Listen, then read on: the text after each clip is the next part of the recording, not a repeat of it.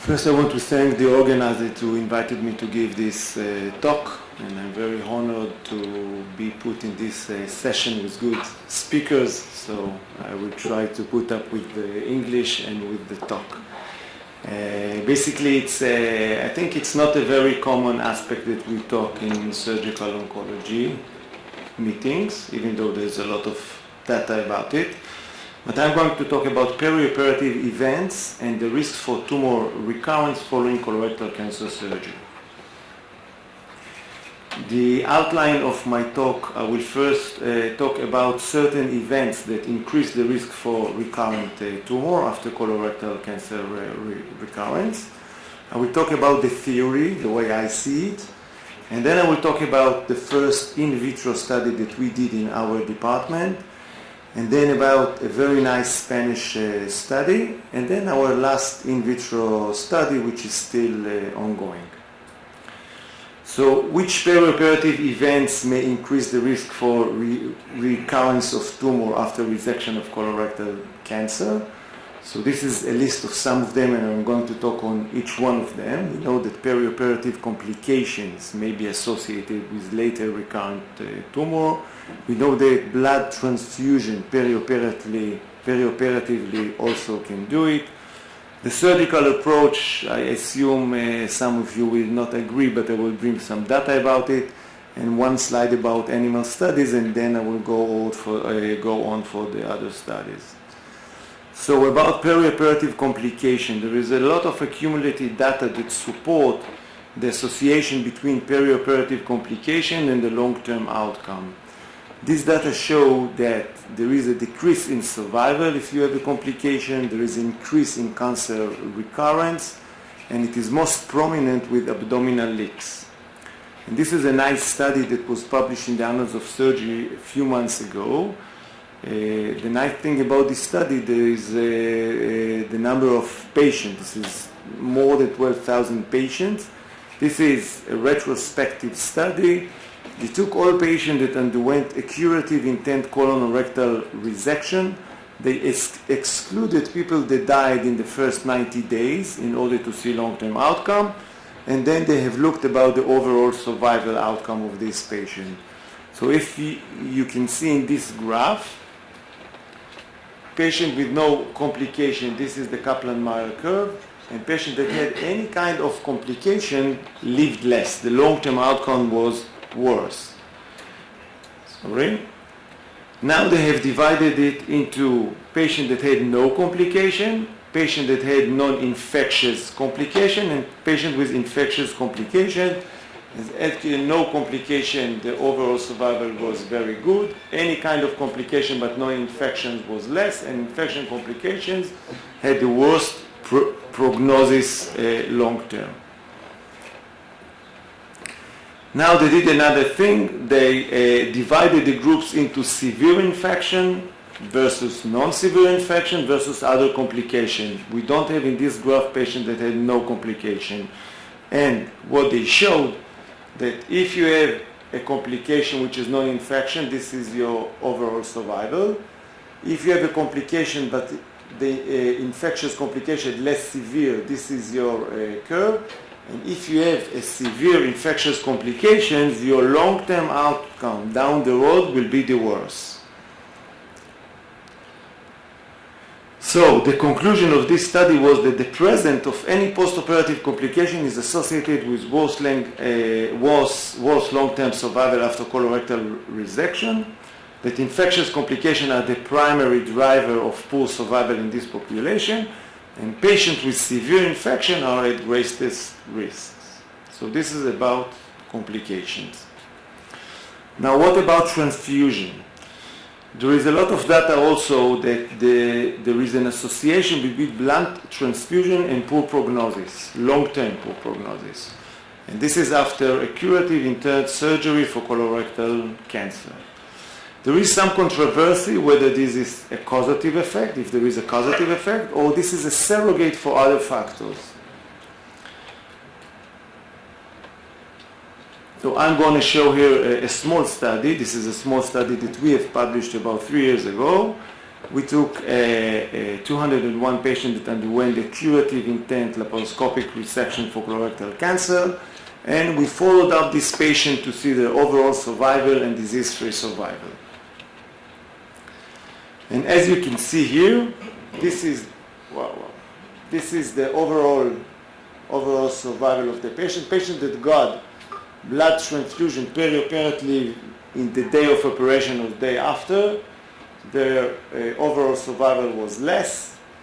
And even in the disease-free survival, even though we didn't have many patients, 200 patients is not a large group, so we couldn't see a statistical significance in the disease-free survival. So our conclusion, but this was about 2-3 years ago, that there is a strong association between blood transfusion and long-term outcome.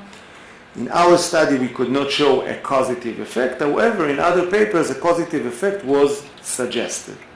So this is the second thing. The third thing that maybe people will not like here is whether the surgical approach has any oncological effect.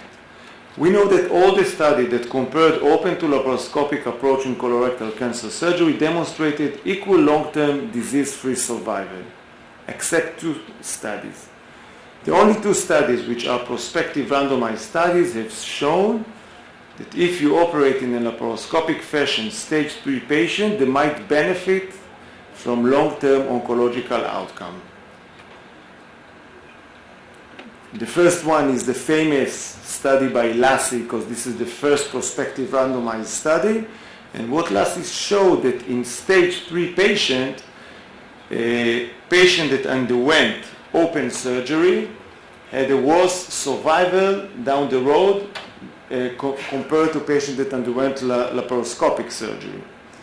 The second paper, this is the first prospective randomized paper. The second paper is the last prospective randomized study, which is related only to rectal cancer. This is the COLOR 2 study trial. And the COLOR 2 study trial did a prospective randomized study between lap and open for rectal cancer.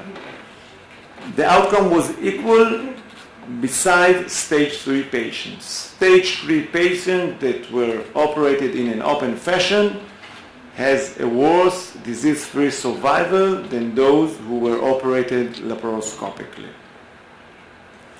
So, does the increased physiological stress associated with open surgery may have a negative impact on long-term outcome in specific patients, maybe in stage 3 patients? So this is a question mark. Animal studies. There are endless number of animal studies which try to see if there is a correlation between the surgical stress and cancer. Here you can see one of them. This is a review article. But if you pull out all the data from those papers, you can see that they have shown that intra-abdominal surgical trauma may increase cancer aggressiveness. The degree of surgical trauma in animal models is correlated with the risk of tumor growth and spread. And also it shows that the site of injury is a professional locus for tumor outgrowth. So what's the theory, or what we think? I called it the 3 circles theory.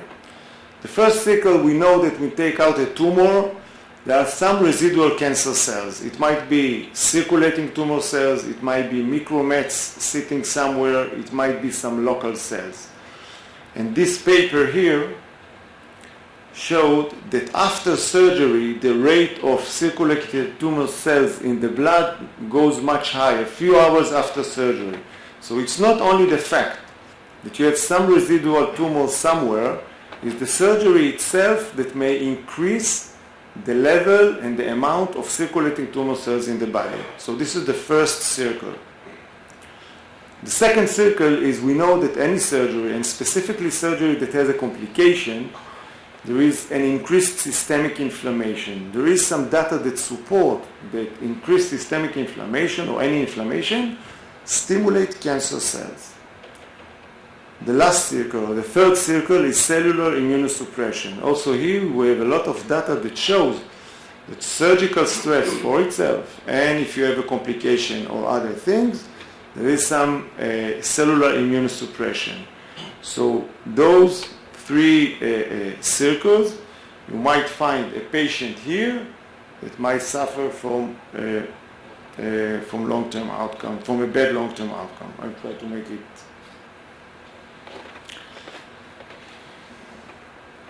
Okay, so our first in vitro study, we wanted to evaluate this issue. What we did, we took 23 patients that are undergoing colorectal resection.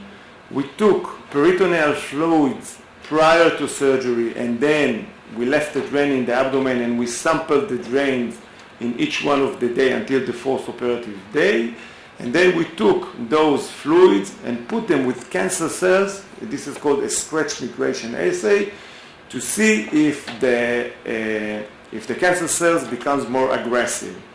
And this is an example of one patient. This is prior to surgery. We took sample, and as you see here, the cancer cell almost don't migrate. But when you go to the night of surgery, day 1, day 2, the impact of the fluids that were sampled on the cancer cells have led the cancer cell to become very aggressive. And this is all the 23 patients. This happens in all the 23 patients that we have examined.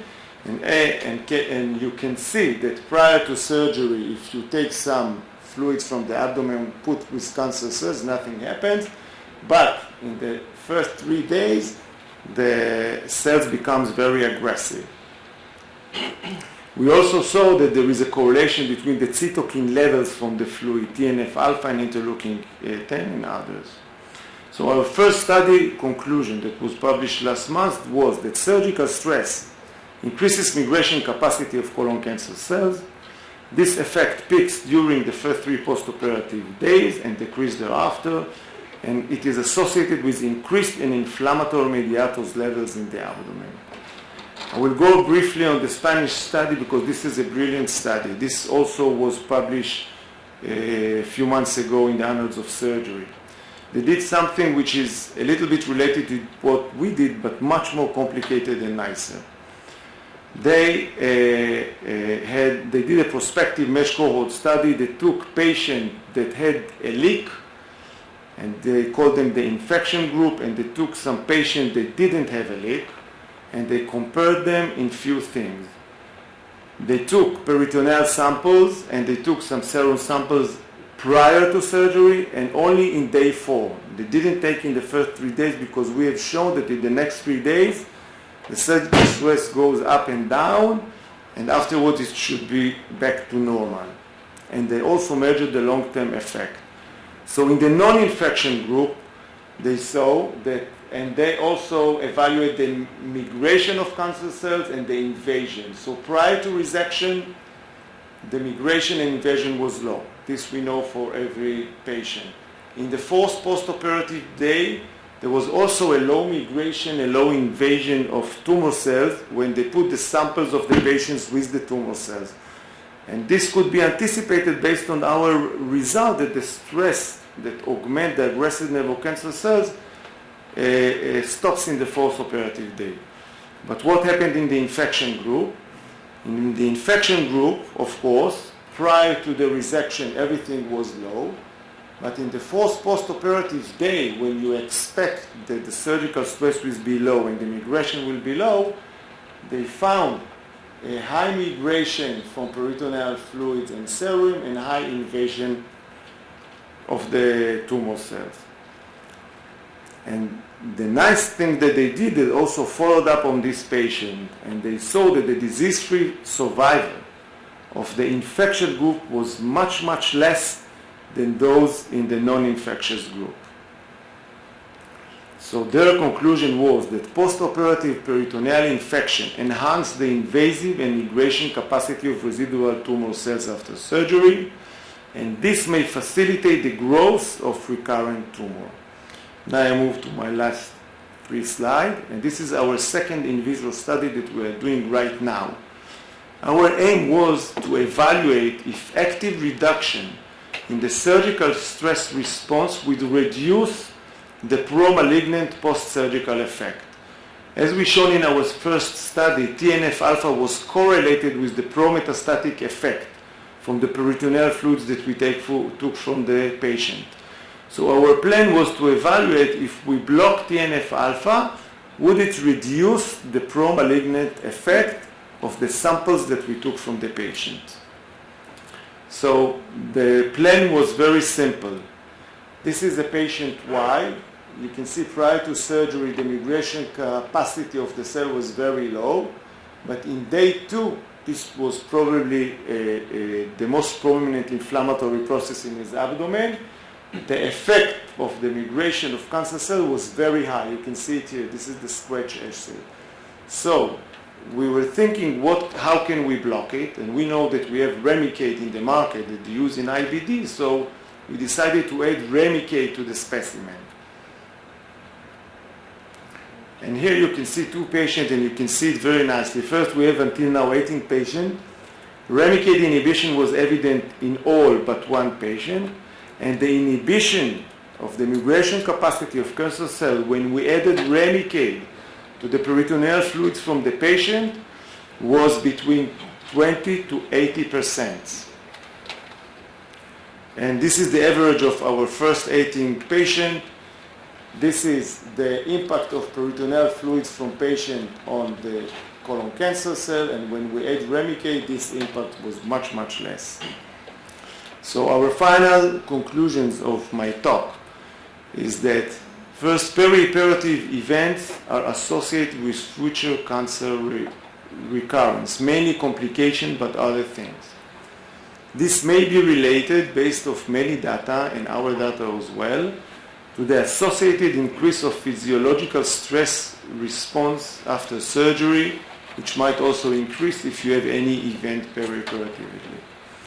Our initial research results indicate that reducing the postoperative inflammatory response may reduce this effect. This is our last study with the Remicade. Obviously, we will need some clinical studies that incorporate some reduction of the inflammatory process perioperatively to see whether it will be a clinical impact.